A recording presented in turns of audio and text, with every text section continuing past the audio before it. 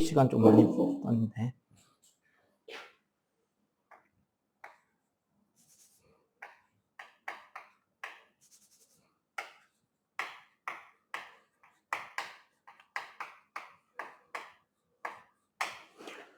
그 한글로 우리가 이야기를 하다 보면 사실은 과학의 한글은, 그러니까 한글은 대단히 과학적인 언어는 맞아.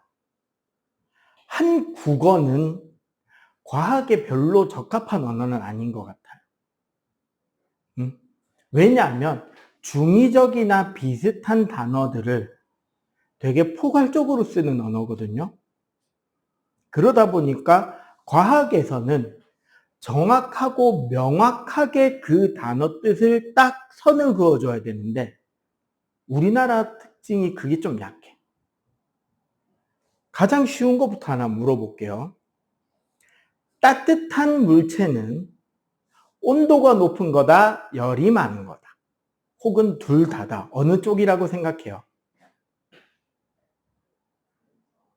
보통 우리 둘 다라고 쉽게 이야기를 하는데 과학적으로 명확하게 설명하면 온도가 높은 거예요. 열은 많이 가지고 있을 수 있는 게 아니거든, 사실. 그러면은 과학적인 용어의 뜻은 우리가 이제 과학 공부를 열심히 하려면 일상생활에서 이 단어 뜻과 과학에서 명확하게 쓰는 뜻은 조금 구별을 해줄 필요가 있는 거예요.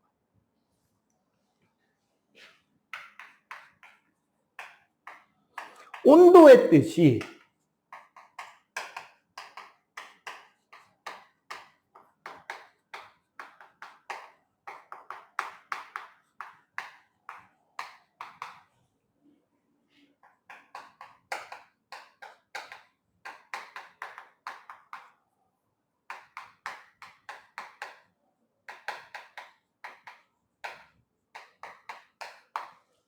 물체가 얼마나 따뜻한지를 숫자로 표현하는 것을 우리는 온도라 그래요.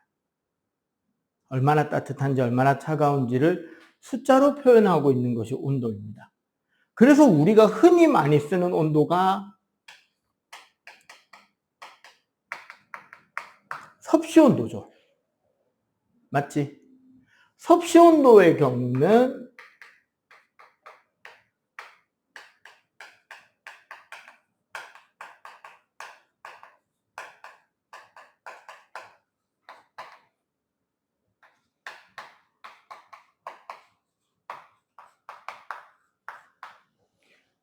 일기압일 때 물이 상태가 변하는 온도를 기준으로 그 사이를 100 단위로 끊어 놓은 게 섭씨 온도의 정의야.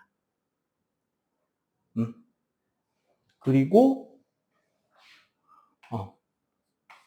미국에서 쓰는 화씨 온도는 기준이 좀 달라요. 그 사람이 살고 있는 도시 중에 가장 추운 도시의 1900년 1월의 평균 기온을 0으로 잡았어요. 그때 되게 추웠다고 하거든. 그리고 얼음물에다가 다른 가루를 섞어 넣으면 온도가 0도보다 낮아져요. 그걸로 내려갈 수 있는 가장 낮은 온도가 영하 17도 정도 되는데 그 온도하고 아까 그 도시 평균 기온하고 사람의 체온까지를 기준으로 해서 똑같은 단위로 자른 걸 화씨 온도라 그래요. 보통 우리가 수학 시간에 함수 배우면서 이 공식을 배우는 경우가 많아요. 화씨 온도는 5분의 9 곱하기 섭씨 온도 더하기 32 혹은 5분의 9 가로 열고 섭씨 온도 더하기 40 가로 닫고 빼기 40 같은 값 나옵니다. 계산하면. 요 뒤에 거를 가르쳐 주는 이유는 뒤에 공식을 알면 뒤집으면 화씨를 섭씨로 바꾸기도 쉬워지겠지. 어떻게 바뀌느냐? 굳이 바꿔보자면 섭씨는 9분의 5 화씨 온도 더하기 40 빼기 40이 되거든. 그래서 이렇게 그냥 같이 묶어서 이해할 수 있는 거. 그 다음에 우리가 절대 온도라고 부르는 거 있어요. 켈빈 온도라 그래가지고 지금 아마 책에 없을 거야. 여기는 절대 온도라 그래서 켈빈 온도는 섭씨 온도 더하기 273으로 계산합니다. 얘는 뭐를 가지고 설명을 하느냐?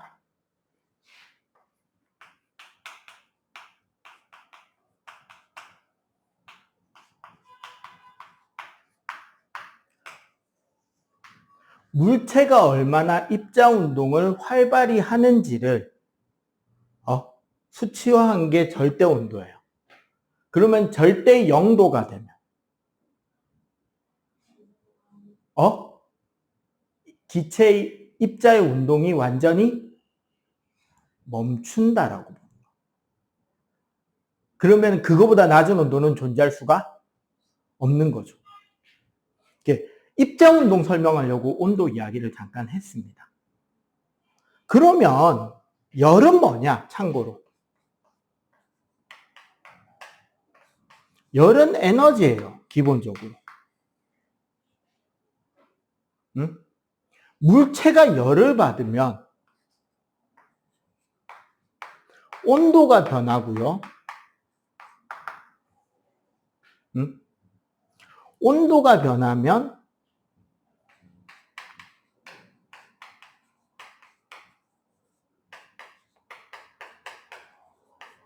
입자의 운동이 변해져요. 입자 운동이 변하면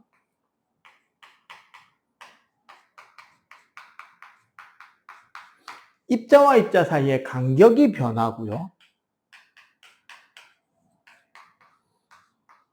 요게 오늘 배울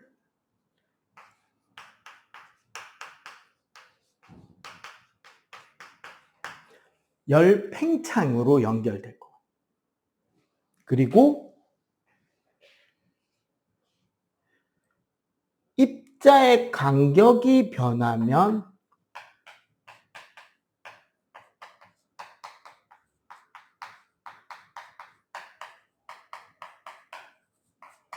입자와 입자 사이의 인력, 서로 끌어당기는 힘이 변하게 되거든. 그래서 여기서 뭐가 일어나느냐?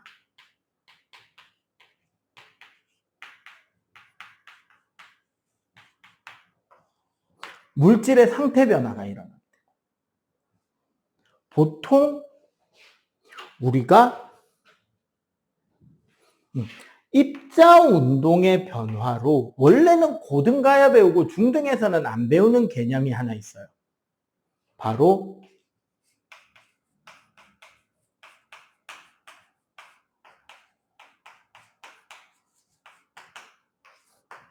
내부 에너지가 변합니다. 이거 원래 중등에서는 안 나오는 개념이에요. 그러니까 열이라는 것은 결국 뭐냐면 고온의 물체에서 저온의 물체로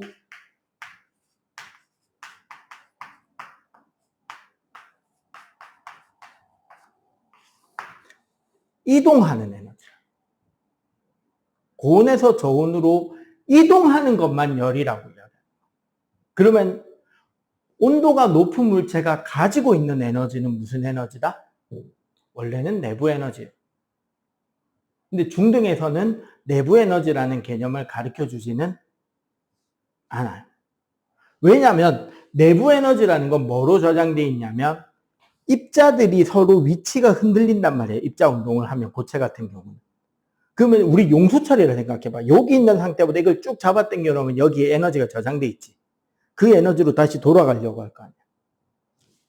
그리고 물체가 운동하는 것 자체도 에너지거든요. 막 진동하고 아니면 기체들이 막 날아다니고 하는 거. 그런데 그 진동이나 아까 용수철처럼 이렇게 흔들릴 때 얘네들이 저장되는 에너지는 중3 과정이에요. 원래 맨 마지막에 역학적 에너지로 나온단 말이에요. 그래서 지금 당장은 내부 에너지를 설명 안 한 것뿐이에요. 그래서 온도가 높은 물체가 온도가 낮은 물체한테 열을 주면 열을 준다는 거는 자기가 가지는 에너지의 양이 줄어든다는 소리지. 그럼 온도가 높은 물체는 온도가 낮아질 거고, 온도가 낮은 물체는 온도가 높아지겠죠. 이게 이제 우리가 말하는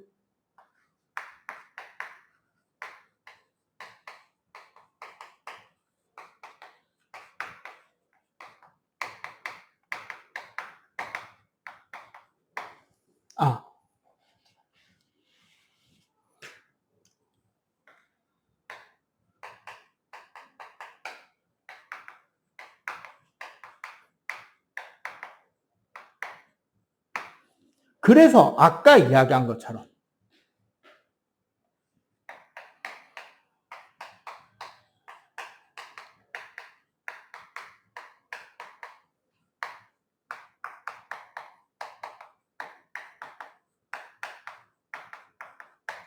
열 에너지를 받든지 어쨌거나 온도가 높아지게 되면 어떻게 된다?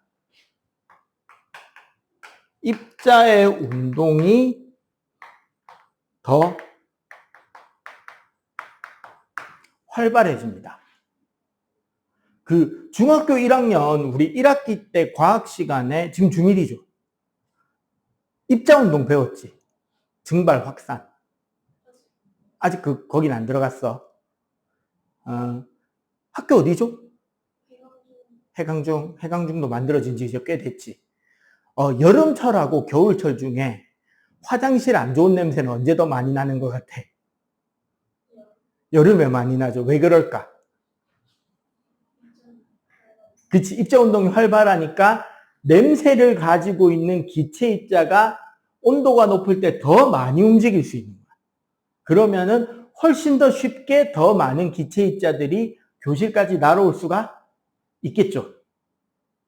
겨울은 추우니까 운동이 덜해서 냄새가 퍼지는 것도 덜하다는 거죠.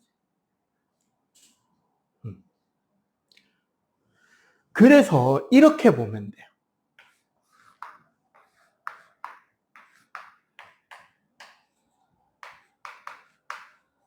만약에 고온의 물체와 저온의 물체를 서로 붙여놨다고 치자. 그러면 고온의 물체 안에 속해 있는 입자의 운동은 엄청 활발하겠죠.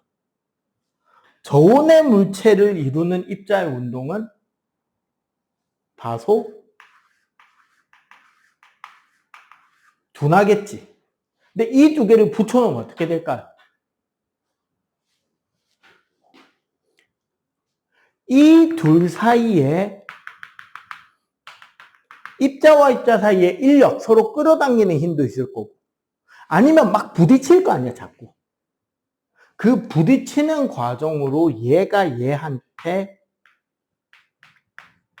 에너지를 넘겨주게 되는데, 그 에너지의 정체가 바로 열인 거예요. 이렇게 열을 넘겨주게 되면 어떻게 된다? 얘는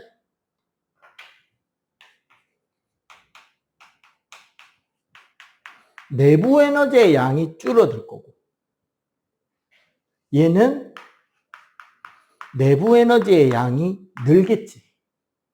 그 말은 얘는 입자 운동이 점점 줄어들 거고, 얘는 그 운동이 점점 활발해지겠죠. 결론적으로 얘는 온도가 점점 내려가고 얘는 온도가 점점 올라갈 거 아니야. 결론적으로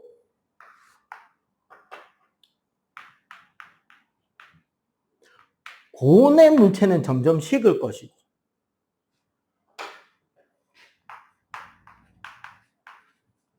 저온의 물체는 점점 따뜻해져 가겠죠. 그 결과 둘의 온도가 같아지게 되면, 이 둘의 온도가 같아지게 되면 우리는 이 상태를 뭐라고 한다?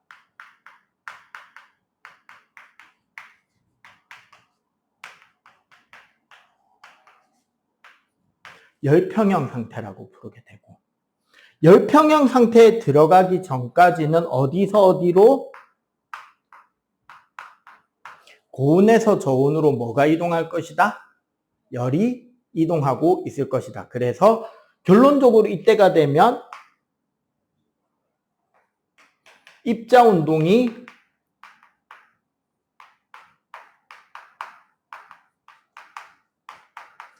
서로 같아지게 되면 더 이상 크게 봤을 때 열은 더 이상 이동하지 않는 것처럼 보이겠죠.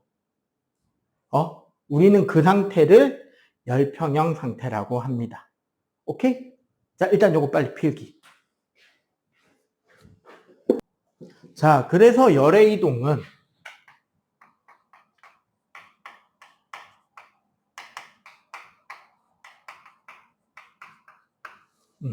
열의 이동을 배우면서 단열까지 같이 배우도록 합시다. 자, 첫 번째 열의 이동 방법은 전도입니다. 전도는 기본적으로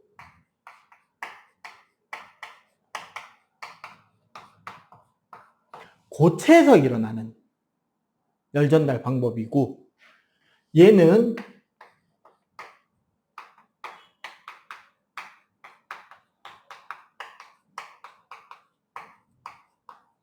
기본적으로 이웃한 입자들끼리 충돌합니다. 그러니까 전달이야. 대신에 전도는 고체이기 때문에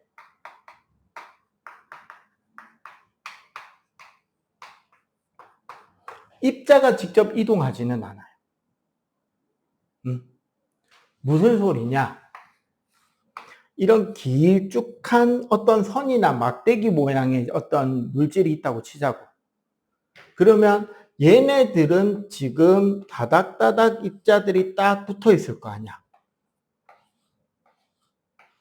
맞지? 거기 이제 우리 교재에는 덩어리로 표시되어 있지만 사실은 그냥 줄이라고 봐도 되잖아.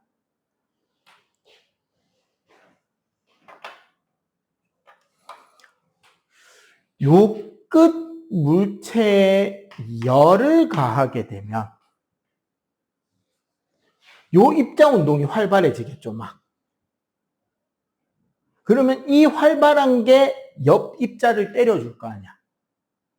그럼 얘도 따라서 활발해지겠지? 전달. 활발해지고 전달. 활발해지고 전달. 이런 식으로 해서 시간이 지나면 요 끝에까지 다 활발해지겠죠. 요렇게 가는 게 전도입니다. 어떤 특징이 나타나느냐?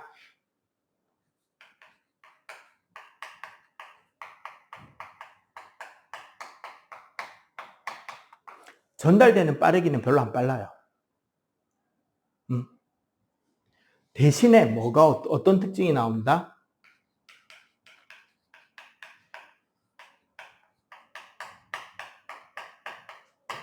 전달되는 효율이 매우 큽니다. 큰 에너지 전달에 매우 유리하죠.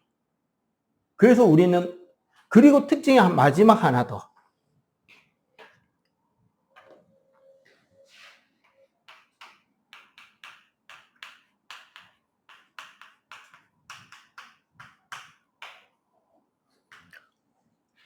그 금속은 내부에 전자라는 녀석들이 많이 들어있어요. 그리고 얘네들은 원자에 잡혀있는 놈도 있지만 어느 정도 내부를 자유롭게 돌아다닐 수 있는 전자들이 많단 말이야. 그러다 보니까 그 전자들이 에너지를 흡수해서 다음 입자를 먼저 때려줍니다. 훨씬 더 쉽게. 그래서 금속이 비금속들보다 열 전달률이 더 빠르고 더 우수한 거지. 그래서 우리 집에 보면 냄비나 프라이팬 밑바닥은 전부 다 뭐로 돼 있죠? 금속이지. 손잡이는 나무가 됐거나 플라스틱이 됐거나 혹은 같은 금속으로 연결되더라도 연결되는 부위는 매우 얇게 처리되어 있는 걸 볼 수 있잖아. 왜? 얇으면 열 전달이 잘 안 되거든요. 이해가 되죠? 두 번째,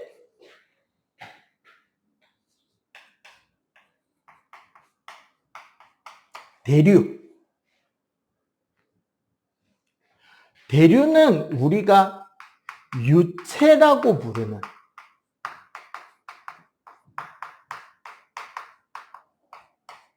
액체와 기체에서 열 전달하는 방법이에요. 얘는 기본적으로 어떻게 되냐면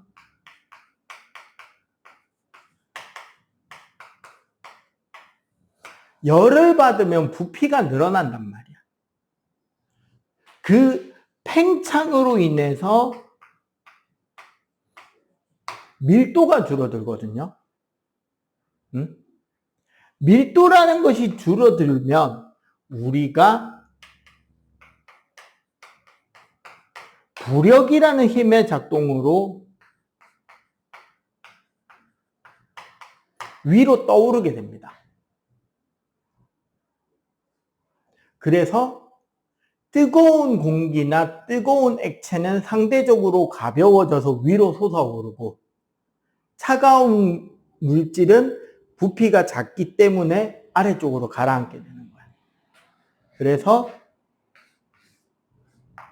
냄비 같은 데다가 물을 끓이면 여기에 이렇게 열을 가하게 되면 여기서 뜨거워진 물은 가운데로 솟아오르고 위에 있던 상대적으로 차가운 물은 이렇게 빙글 돌면서 가라앉는 거야. 그러면 열을 받아서 솟아오르고 돌아서 가라앉고 솟아오르고 돌아서 가라앉고 이런 흐름이 생기겠죠. 위에 거랑 달리 얘는 입자가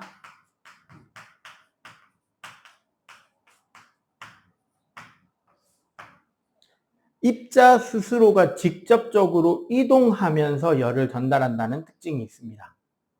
이해가 되죠? 이런 특징을 가지는 것이 뭐다? 대류예요. 오케이? 세 번째.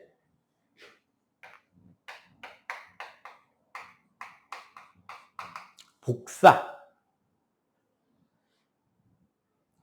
복사라는 것은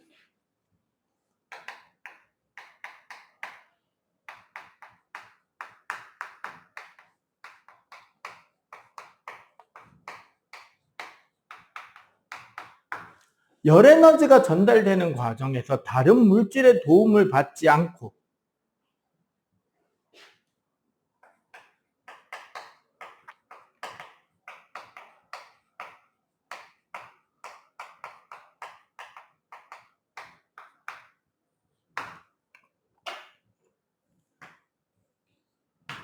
빛 에너지의 모습으로 직접 이동하는 것을 우리는 복사라 그래.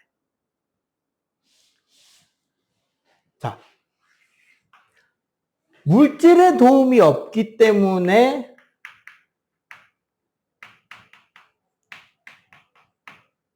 우주 같은 진공에서도 열이 전달이 됩니다. 그리고 빛의 형태를 띠고 나간다는 게 특징이에요. 그 광열기라고 아마 본 적이 있을런지 모르겠는데 벽에 선풍기 비슷한 모양으로 달아놓는데 겨울에 뒷면이 거울처럼 돼 있고 딱 켜놓으면 거기서 빨간 빛 나면서 이렇게 따뜻하게 그 앞쪽에만 따뜻한 느낌이 오는 게 있단 말이죠. 혹은 우리 되게 더운 날이든 좀 덜 더운 날이든 땡볕에 있는 거랑 그늘진 곳에 있는 거랑 어디가 더 따뜻해요? 그늘이 더 따뜻하다고? 그치, 밖에가 훨씬 더 덥죠? 왜? 빛을 직접 받잖아. 그러면은 그거만큼 내가 복사 에너지도 받아야 돼. 응? 그래서 얘가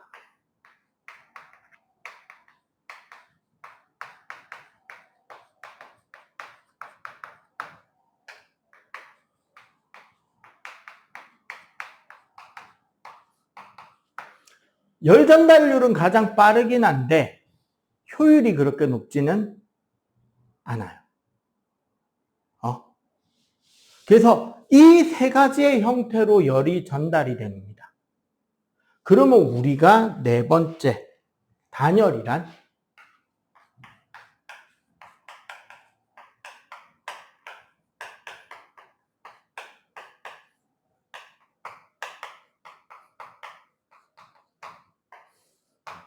열의 이동을 차단하려고 하는 노력을 우리는 단열이라고 그러고, 그 단열을 위해서 사용하는 재료들을 단열재라고 합니다. 가장 단열이 잘 되는 물체 중에 하나가 마침 교실에 있네요. 텀블러입니다. 보통 이중 보온병이죠. 자,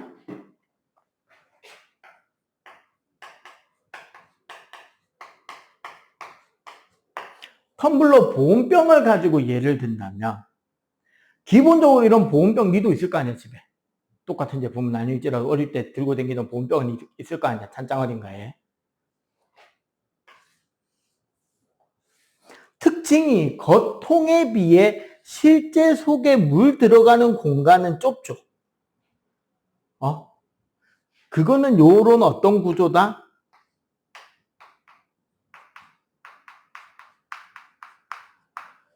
이중벽 구조로 되어 있어요. 그렇기 때문에 봐봐. 여기에 뜨거운 물을 넣어 놓으면 여기서 열이 바로 나가버리면 뜨거울 거 아니야. 밖에를 잡아도. 그지? 근데 이게 이중벽으로 되어 있으니까 열 에너지가 이렇게 돌아 나가야 되는 거야. 그러면 전도가 잘 된다, 안 된다? 그렇지. 전도가 일어나는 것을 방해합니다. 이중벽 구조가. 거기에 더 대단한 게 이 이중벽 내부를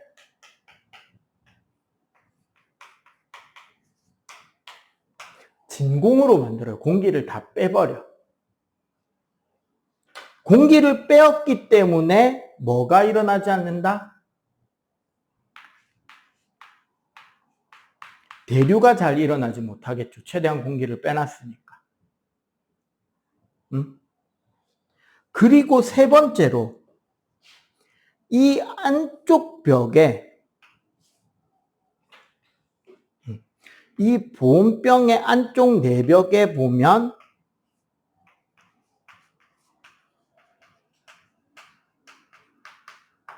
은으로 거울처럼 도금을 해놔요. 표면에. 그래서 우리 보온병 안에 보면 되게 반짝반짝거리잖아.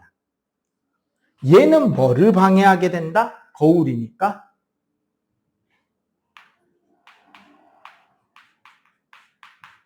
복사가 일어나는 것을 방해하는 거. 그럼 결국 보온병은 전도 대류 복사를 다 최대한 막는 구조죠. 그러면 어떻게 된다? 안에 따뜻한 걸 넣었을 때 그 따뜻한 열이 바깥으로 잘 안 나오고, 안에 차가운 걸 넣으면은 바깥에 더운 공기가 안으로 잘 들어가지 않게 되죠. 그러면 어떻게 된다? 따뜻한 걸 넣어 놓으면 어느 정도 하루 종일 계속 따뜻할 수 있고, 차가운 걸 넣어 놓으면 하루 종일 시원하게 음료를 마실 수가 있게 되겠지. 그럼 이거 제일 비슷한 게 뭐가 있냐면, 우리 겨울철에 입는 패딩이 있어요. 우리 패딩 점퍼 같은 거 있잖아. 패딩 점퍼는 이 전도를 막는 걸 어떻게 하느냐?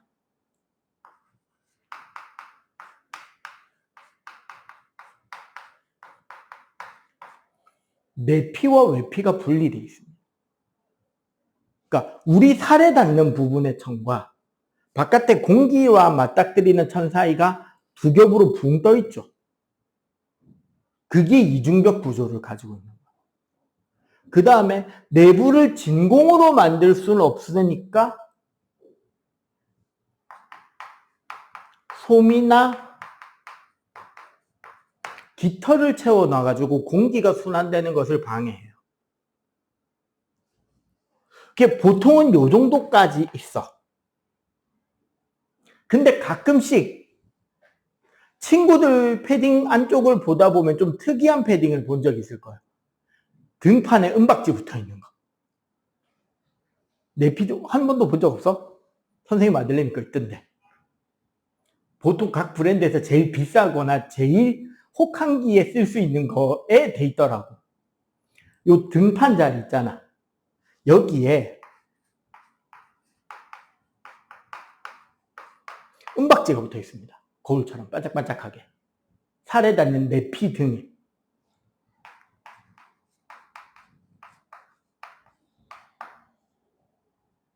그러면 어떻게 된다? 기억하려나 모르겠다. 너 초등학교 아마 1, 2학년쯤이었을 건데 한참 우리 코로나 심하던 때. 어디 건물에만 들어가려고 해도 뭐 했어야 됐죠? 그치? 이마 까고 이렇게 삑 찍고 들어갔잖아. 그게 뭐냐면 모든 온도를 가지고 있는 물체는 그 온도와 관련된 만큼의 빛을 복사 방출하고 있어요. 단지 그게 우리 눈에 안 보이는 적외선 영역의 빛이라서 우리 눈에는 안 보여, 사람의 눈에는. 그런데 이 적외선 빛의 파장에 따라서 이 물체가 몇 도인지를 알 수 있단 말이에요. 그러니까 이 물체 온도에 따라서 나오는 빛이 달라지는 거야. 그럼 우리가 롱패딩 같은 거 입으면 따뜻한 이유는 뭐냐? 지금 우리 피부에서도 열이 방출되고 있는 거예요. 뭐로? 복사로. 근데 거기에 은박지로 덮어버리면 복사 방출된 빛이 반사돼서 다시 어디로 돌아가? 그치, 내 팔로, 내 등으로 돌아온단 말이야. 그럼 어떻게 된다? 훨씬 더 열이 빠져나가지 못하게 되고 그 안에 열이 갇히겠죠. 이해가 되지? 그러면 훨씬 더 어떻게 된다? 따뜻해지는 거. 그러면 우리 이거 말고 집에서는 보통 어떤 게 있을까요? 이중창. 거실 바깥에 있는 유리창은 두 겹이죠. 요즘은 대부분 발코니 확장을 많이 했으니까. 왜 거기 유리창이 두 겹이다? 한 겹보다 두 겹이 열 전달을 더 잘 차단하니까. 그리고 커튼 친 거랑 걷은 거랑 밤에는 어느 게 더 따뜻하다? 커튼 치는 게 따뜻하지. 그 커튼도 또 열을 또 한 번 더 차단해 주니까. 그 다음에 건물 이런 거 집 지을 때 보면은 벽 안에 스티로폼들을 다 넣는단 말이에요. 도배지 붙이기 전에 그 안쪽에. 왜? 그치, 그 스티로폼도 단열 효과. 아이스박스나 이런 거 없으면 스티로폼 박스에 넣어 놓잖아. 그거 자체가 뭐다? 단열 효과가 뛰어난 재료란. 겨울철에 추우면 두꺼운 옷 한 겹도 좋지만 얇은 옷을 여러 번 겹쳐 입어도 훨씬 따뜻하죠. 내복 입거나 그런 거. 히트텍이나. 왜? 그거 자체가 열을 가둬주고 차단해주는 효과가 매우 크다는 거지. 아까 대류에서 이 이야기하는 에어컨은 천장에 붙어 있죠. 원래 난로는 바닥에 붙이거나 바닥을 난방하는 게 효과가 좋아요. 왜? 뜨거운 공기는 어디로 간다? 위로. 찬 공기는 그렇게 되기 때문에 열의 이동 방법을 고려했을 때 난로는 바닥에 붙이는 게 좋고 에어컨은 천장에 붙이는 게 좋다는 거예요. 이런 것들이 전부 다 뭐와 관련된 거다? 열의 이동과 관련된 내용들이다. 됐죠? 자, 요거 마저 필기하고 계속 이어갈게요. 자, 보자.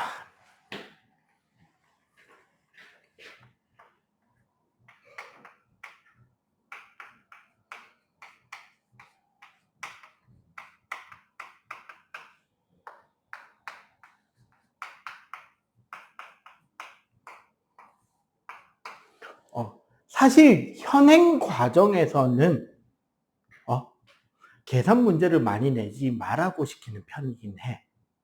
그런데 어쩔 수 없이 계산이 나오는 곳이 물리에 몇 군데 있거든. 그 중에 하나가 여기입니다. 열에너지. 자, 첫 번째 열에너지. 기호는 Q를 쓰고요. 얘는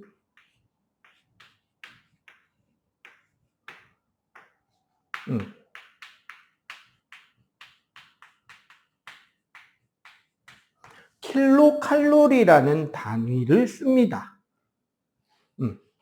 자, 열에너지라는 것의 뜻은 고온에서 저온으로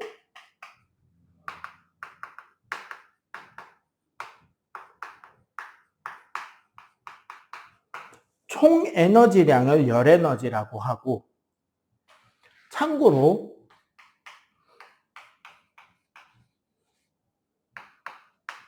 1kcal라고 하는 열 에너지량은 물 1kg을 플러스 1도씨 시키는 열량을 우리가 1kcal라고 해요. 물 1kg을 딱 1도만큼 올리는 데 필요한 열량. 그러면 참고로 킬로칼로리 말고 칼로리라는 단위도 있어요. 얘는 똑같은 물인데 1g이 되는 거지. 사실은 킬로를 넣으려면 전체 다 넣어야 되고, 킬로 뺄 때는 다 같이 빼주면 돼요. 을 1도씨 시키는 열량을 1칼로리라고 합니다. 1000배 차이 나요. 그 과학에서 킬로의 뜻은 1000이라는 뜻이야. 곱하기 1000. 봐봐. 1km 몇 미터예요? 1kg 몇 그램? 그럼 1kcal는 몇 칼로리? 1000칼로리. 자, 두 번째.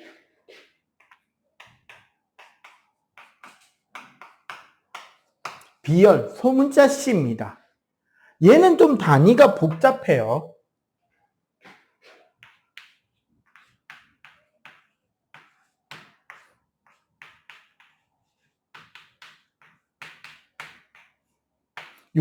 이 전체 긴 게 단위예요. 킬로칼로리 퍼 킬로그램 도씨라고 읽으면 돼요.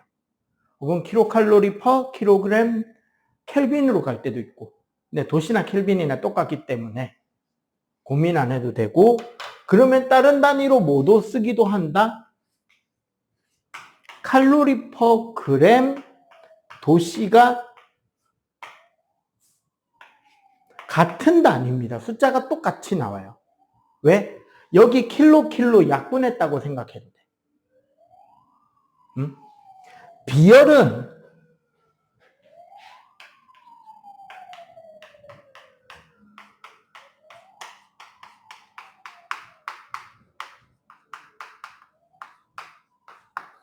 그 물질이 가지는 어떤 좀 고유한 성질 중에 하나인데,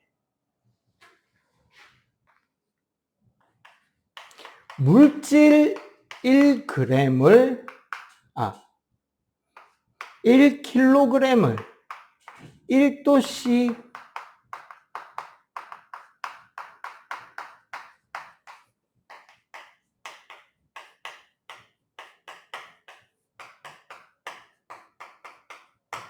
물질마다 온도가 변하는 정도가 다르잖아.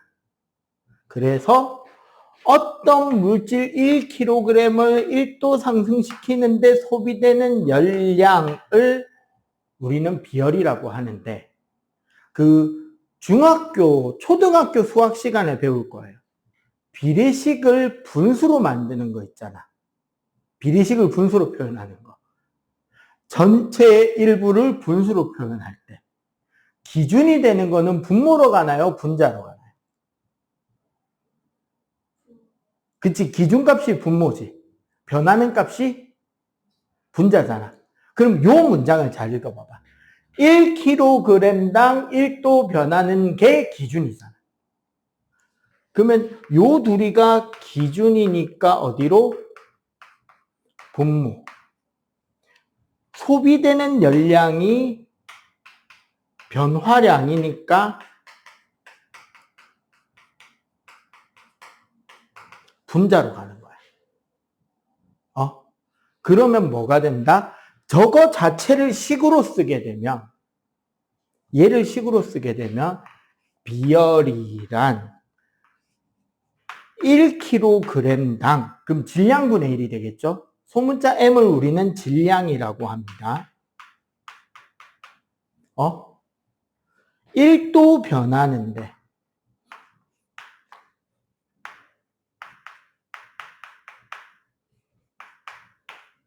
필요한 열량이 되는 거야. 그지? 우리 요 단위에서 요 퍼 있잖아, 퍼. 얘를 퍼라고 하는데, 사실 저게 분수를 한 줄로 쓰기 위해서 만들어낸 기호예요. 그러면 여기가 뭐다? 분모지. 분모에 뭐랑 뭐가 있다? 질량과 온도 변화가 들어있죠. 그래서 밑에 질량과 온도 변화가 분모에 있잖아. 분자에는 뭐가 있다? 킬로칼로리 열량이 있잖아. 이해가 되죠? 그렇게 해서 보면 뭐가 된다? 공식과 단위는 똑같이 생겼다. 과학에서 되게, 특히 물리에서 되게 좋은 힌트가 될 수 있는 겁니다. 공식이랑 단위는 어떻게 생겼다? 똑같이 생겼다. 그러면 이게 우리 비열과 관련된 공식이잖아. 그러면 저 식을 Q는으로 정리하면 분모만 다 넘어가면 되겠지. 뭐 곱하기 뭐 곱하기 뭐 비열, 질량, 온도 변화라는 공식이 나오게 되는 거죠. 그리고 이거는 우리가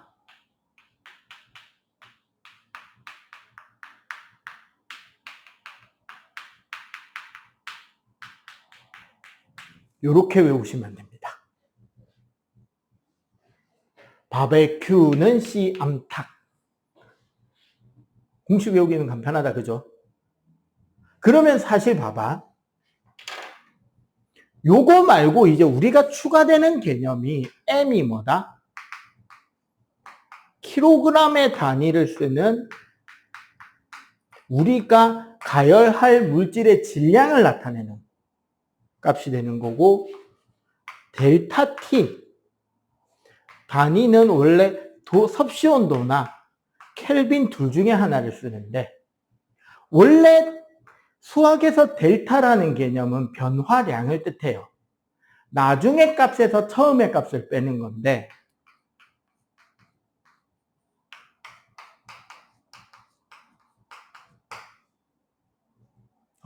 그럼 온도가 올라가면 플러스지만 온도가 내려오면 마이너스잖아.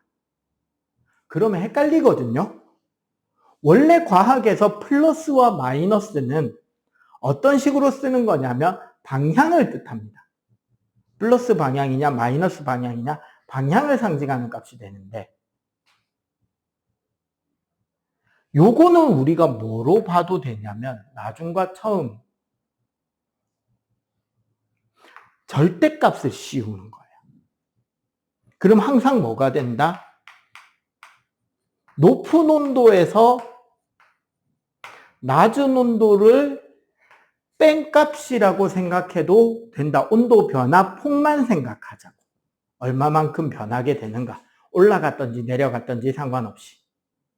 알겠어요? 요 두 가지를 요렇게 추가해 넣으면 계산하는 방법을 배울 수 있게 돼요. 일단 쉬운 단계 문제는 잠시만, 중1의 방정식 나오지? 1차 방정식. 그럼 봐봐. Q는 CM 델타 T는 CM 높은 온도와 낮은 온도의 차이잖아. 맞죠? 이 공식을 쓰든 이 공식을 쓰든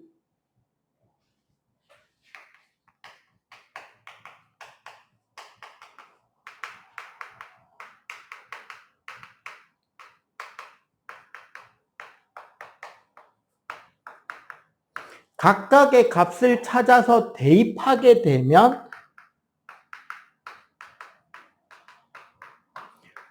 문제를 푸는 거는 결국 방정식의 해를 찾는 문제가 되는 거죠. 1차 방정식으로. 요게 쉬운 단계의 문제가 되는 거고,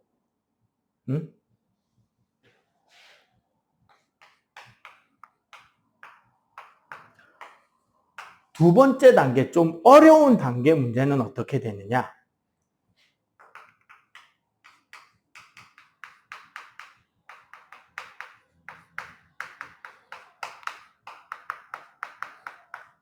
비례 반비례 관계의 문제가 나오게 돼요.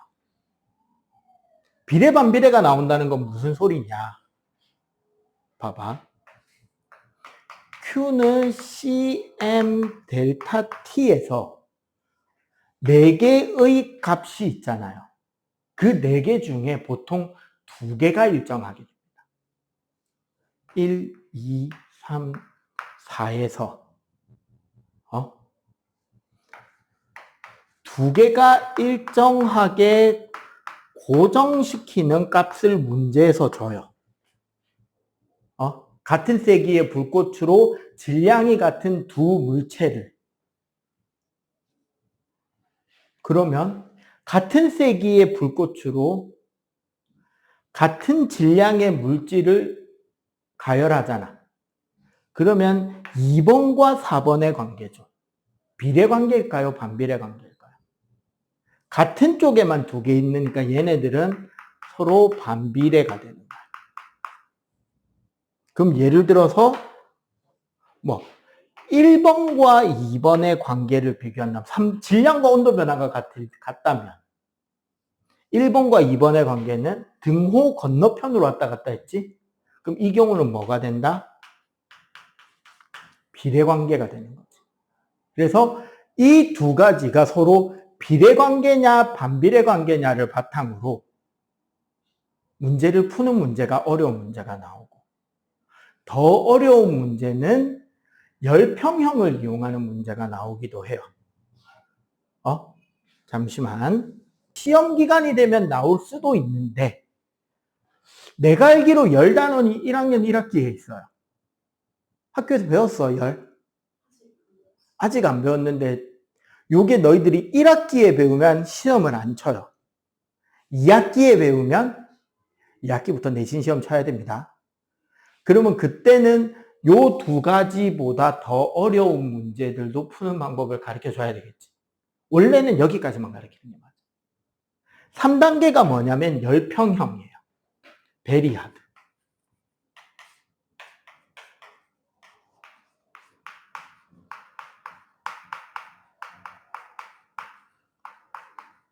열평형 문제란 건 뭐냐면 몇 도씨의 물에 몇 도씨의 물을 섞으면도 나올 수 있지만 몇 도씨의 물에 몇 도씨의 금속 조각 몇 그램짜리를 넣어서 열평형이 몇 도에서 일어났다. 이런 문제가 나온다는 거지. 응? 그러면 봐봐. 얘가 뜨거운 물체고 얘가 차가운 물체잖아. 그러면 뜨거운 물체의 비열과 뜨거운 물체의 질량과 뜨거운 물체의 온도 변화 곱은 뜨거운 물체가 잃어버린 열량이죠. 여기서 T, 델타 TH는 여기서 여기까지만. 그러면 여기서 차가운 물체 비열과 차가운 물체 질량과 차가운 물체의 온도 변화 여기서 여기까지만. 요 둘이 어떻다? 같아야 되겠지.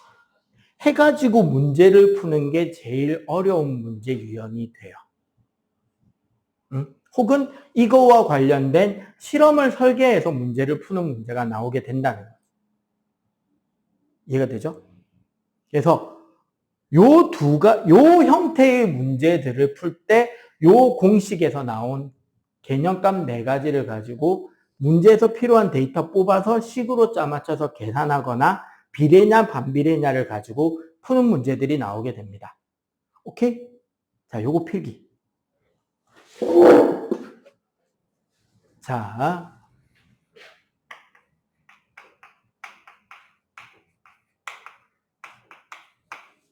열팽창. 원래 이제 열팽창이란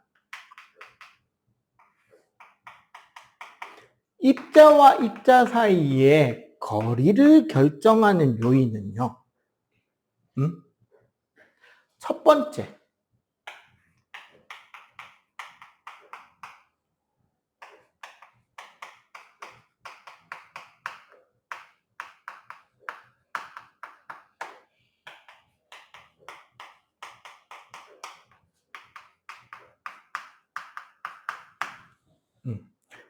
인력과 청력 모두 전기력이 작용하고 인력에는 중력이 추가로 작용을 합니다. 문제는 이거예요. 이 전기력이나 중력이라는 이 힘들 있잖아. 둘 다 공통적으로 거리 제곱에 반비례합니다. 멀어질수록 강해진다, 약해진다? 더 약해져요. 그런데 특히 여기 전기력은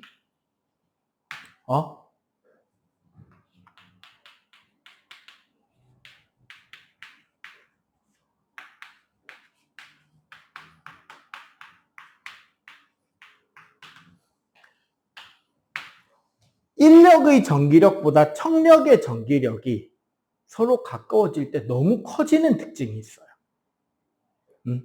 왜냐하면 원자 핵이 있고 사이에 전자가 있고 원자 핵이 있고 이렇게 결합되어 있단 말이야.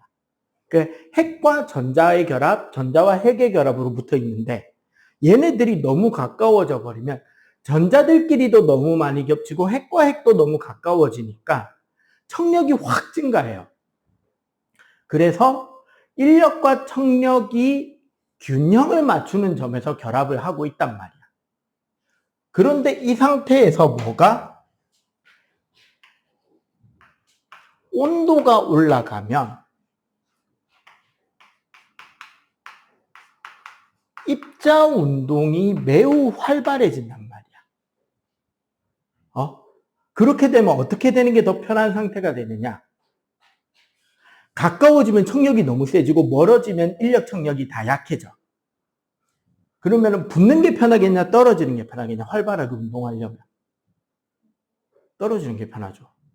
학교 체육 시간에 맨손 체조하지.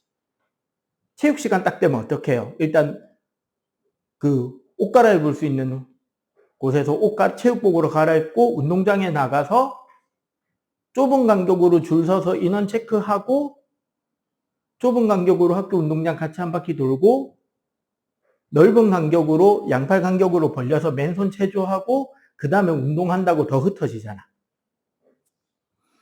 좁은 간격에서 맨손 체조하면 어떻게 돼요? 서로 부딪히지. 맞지? 그러니까 맨손 체조하려면 서로 안 닿는 간격, 양팔 간격이 필요한 거야. 그만큼 활발한. 좁은 간격일 때는 그냥 제자리에서 꼼지락만 대면 되니까 간격이 좁아도 상관없잖아. 그러니까 활발하게 운동하려면 어느 게 더 편한 상태다? 조금 더 떨어지는 게 편한 상태가 되는 거야. 그래서 온도가 올라가면 운동이 활발해지면서 거리가 멀어지는데 여기서 이 거리의 요소에는 인력과 청력이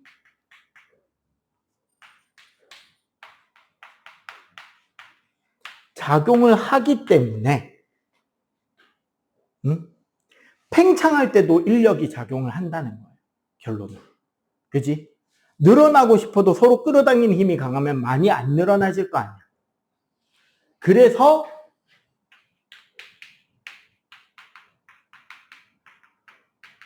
입자간 사이의 인력은 고체, 액체, 기체 순이고 사실 기체는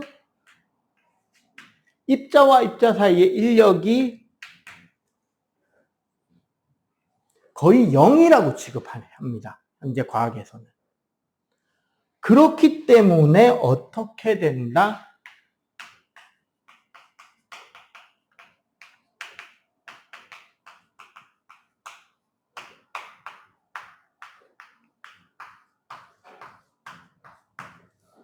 열팽창은 기체가 가장 잘해요. 하지만 고체와 액체는 인력이 있기 때문에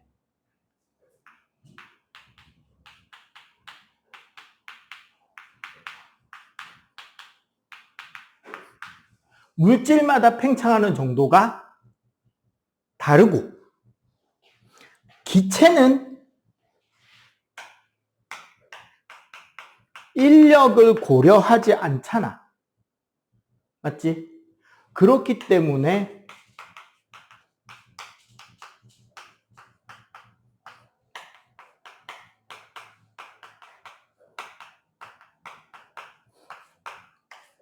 기체 종류에 상관없이 전부 다 똑같아요. 그래서 얘는 물리 시간에 안 배우고 화학 시간에 배웁니다. 입자 운동을 아직 안 했으면 보일 법칙, 자료 법칙 배웠어 혹시? 진도는 안 나갔죠. 아마 그 1학년 화학 파트에 있거든. 그래서 이 기체의 열 팽창을 우리는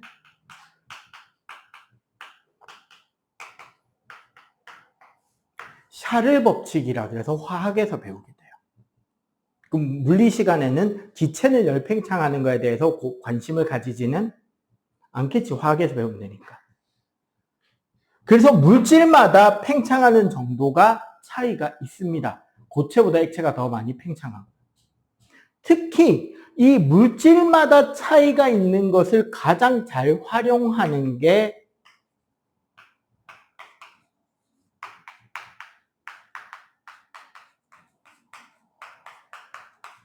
바이메탈인데, 우리 바이라는 뜻이 앞에 붙잖아. 영어 단어 앞에. 그러면 무슨 뜻을 가지느냐? 숫자 2예요. 자, 봐봐. 자전거가 뭐죠? 바이시클이잖아.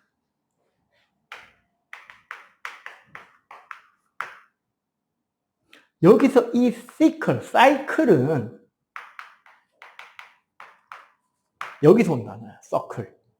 그럼 바이서클이면 뭐예요? 동그라미가 2개. 동그라미가 2개. 자전거. 요렇게 된 단어란 말이에요. 그러면 바이메탈이면 뭐다? 네, 금속이 2개. 그래서 뭐가 바이메탈이다? 상대적으로 열 팽창률이 큰 금속, 잘 늘어나는 금속이랑 열 팽창률이 작은 금속, 덜 늘어나는 금속이 있다면 얘를 가열하면 어떻게 된다? 자, 여기 A 금속, 여기 B 금속이라 그럴 때 B가 늘어나는 것보다 A가 더 많이 늘어나겠지. 그래서 가열하게 되면 어떻게 된다? 금속이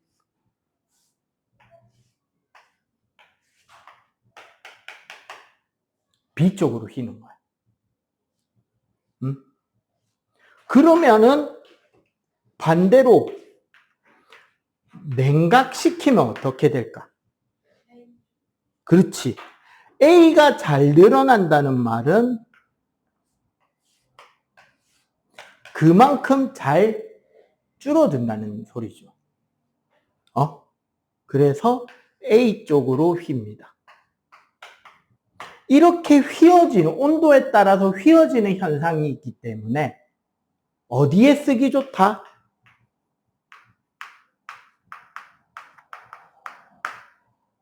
온도를 조절해 줘야 되는 장치들. 특히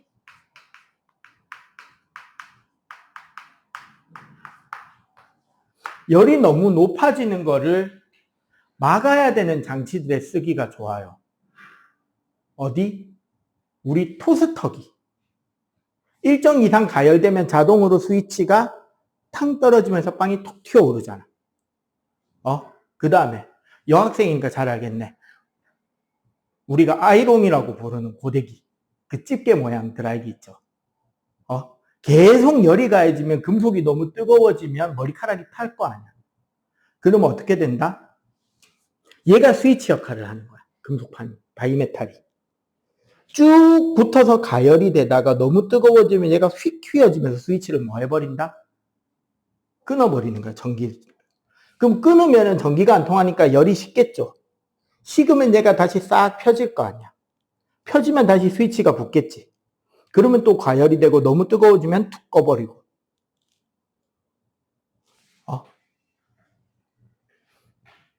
그래서 누전 차단기.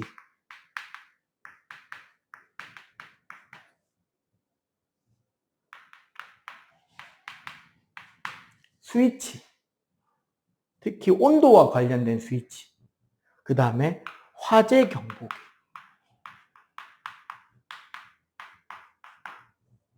저거.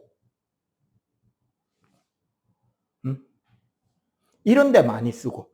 이거 말고도 열팽창은 우리가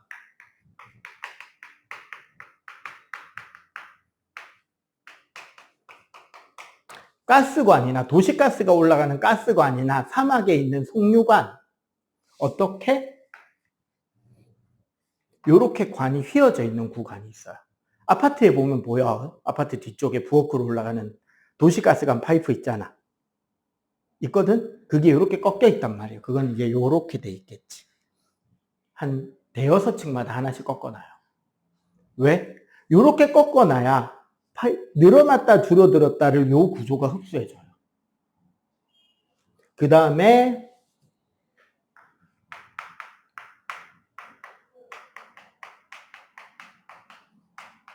광안대교나 이런 큰 다리들 보면, 육교나 다리들 연결부에 보면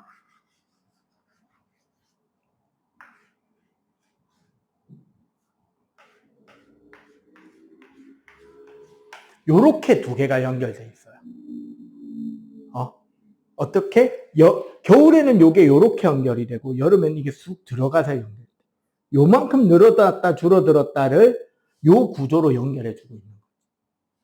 그 다음에 철로 연결.